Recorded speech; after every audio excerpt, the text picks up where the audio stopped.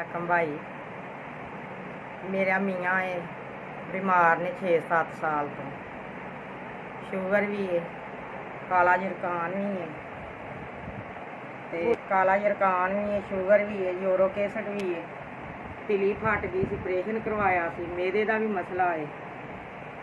सेहत कार्ड ते लै गए हैं लाहौर, तो उन्होंने कहा कि नहीं थोड़ा जिहा सही करके लियाओ तो फिर असीं करांगे।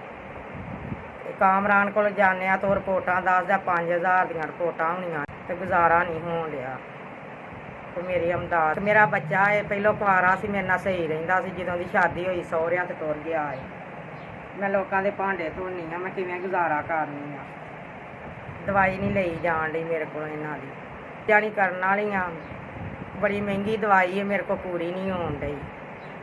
किसी का काम करनी 3-4 हज़ार रुपया देंदे, ना घर का खर्चा पूरा होण डिया, ना दवाई पूरी होण डई।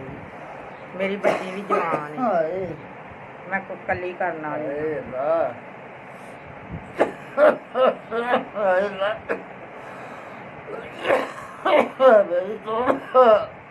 इन्हां दी सेहत बहुत ज़्यादा खराब है।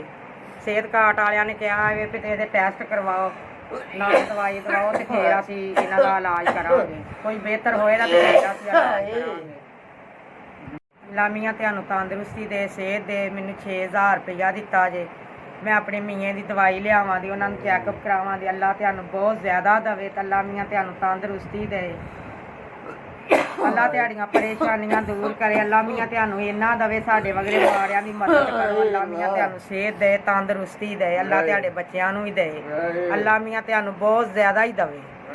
ये जिन्ना भी भेजिआ अल्लाह उन्हां दी खैर करे, साडी मदद माड़ियां दी करदे ने, अल्लाह मियाँ उन्हां नूं बहुत ज़्यादा दे, अल्लाह मियाँ तंदरुस्ती दे, उन्हां दी सेहत करे, अल्लाह मियाँ उन्हां नूं खुश रखे। साडे वगरे माड़ियां दी मदद करदे ने, अल्लाह मियाँ उन्हां दी बहुत ज़्यादा करे, अल्लाह मियाँ उन्हां नूं इन्ना कुछ दे साडे वगरे माड़ियां दी मदद करन।